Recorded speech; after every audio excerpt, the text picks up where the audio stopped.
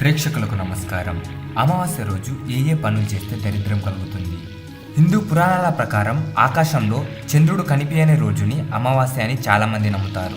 అంతేకాదు అమావాస్య రోజు ఏ పని మొదలుపెట్టినా అది సక్రమంగా కాదని చాలామంది అనుకుంటారు. జ్యోతిష్య శాస్త్ర ప్రకారంగా సూర్యునిలో చంద్రుడు కలిసిపోతే దాన్ని అమావాస్య అంటారు.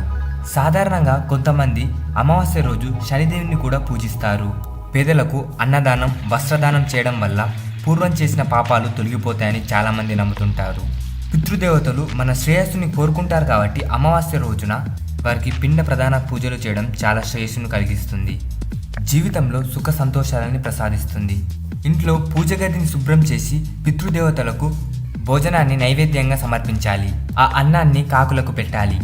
అసలు అమావాస్య రోజు ఏ పనులు చేయకూడదో ఇప్పుడు తెలుసుకుందాం. దానికంటే ముందు మీరు ఏదైనా సమస్యలతో బాధపడుతున్నట్లయితే, భార్యాభర్తల సమస్య కానీ, చేతబడి సమస్యలు కానీ, నరదిష్టి సమస్యలు కానీ, ఇలాంటి సమస్యలతో మీరు బాధపడుతున్నట్లయితే గురువుగారికి సంప్రదించండి. స్క్రీన్ మీద కనిపిస్తున్న నెంబర్కి కాల్ చేయండి. ఇప్పుడు విషయంలోకి వస్తే, అమావాస్య రోజు సూర్యోదయం వరకు నిద్రపోకూడదు. అలా పడుకున్న వారి వద్దకు దరిద్ర దేవత వచ్చి చేరుకుంటుంది. అంతేకాదు అమావాస్య రోజు తలస్నానం తప్పకుండా చేయాలి.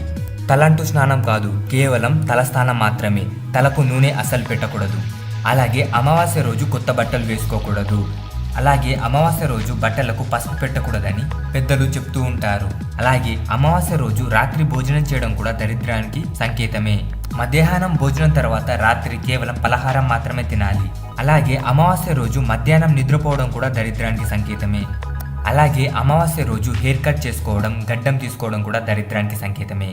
అయితే తెలుసుకున్నారు కదా అమావాస్య రోజు ఏం చేయాలో ఏం చేయకూడదో. ఈ వీడియో నచ్చినట్లయితే లైక్ చేయండి, షేర్ చేయండి, ఛానల్కి సబ్స్క్రైబ్ చేయడం మర్చిపోకండి.